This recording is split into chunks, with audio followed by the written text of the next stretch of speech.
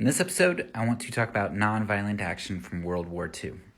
I like talking about nonviolent action from this time because I think a lot of times people think of nonviolent action and think that it doesn't really work.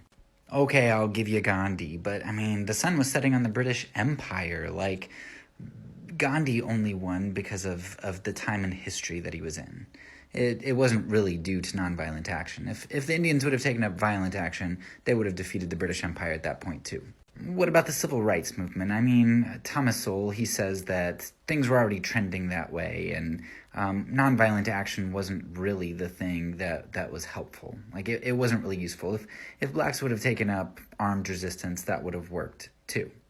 Now, I'm sure there's truth in both of those points, but a lot of times I hear these things used to discredit nonviolence, as if violent victories weren't also dependent on circumstances.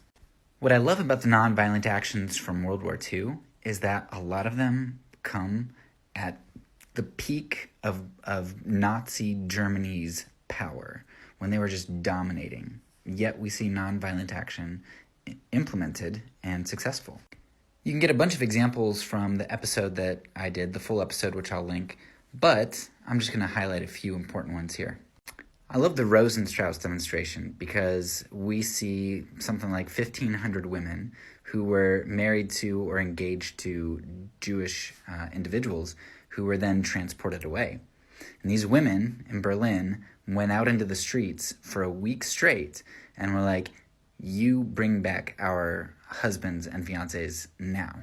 Now, this happened like some 6 months prior to D-Day. I mean, the Germans were at the peak of their efficiency and had extreme control. But the Germans capitulated to these women and brought back their Jewish lovers. Germany had no problem executing its citizens, people like Sophie Scholl or Dietrich Bonhoeffer. Yet they allowed 1,500 women to live through direct protest in the capital city at the peak of their power. We also see Bulgaria, a small Nazi-occupied country that actually ended up with about the same Jewish population as they had going into the war, and some estimates even put the Jewish population as higher after the war than it was going into it. And they did this by hiding Jews, forging certificates of baptism, and even laying down on railroad tracks to prevent trains from moving forward with Jewish refugees. And then there was a place in France, La Chambon, which there's a great podcast called City of Refuge that you should check out for a full version. But they saved anywhere from 1,000 to 5,000 Jews nonviolently. Check out the full episode for more.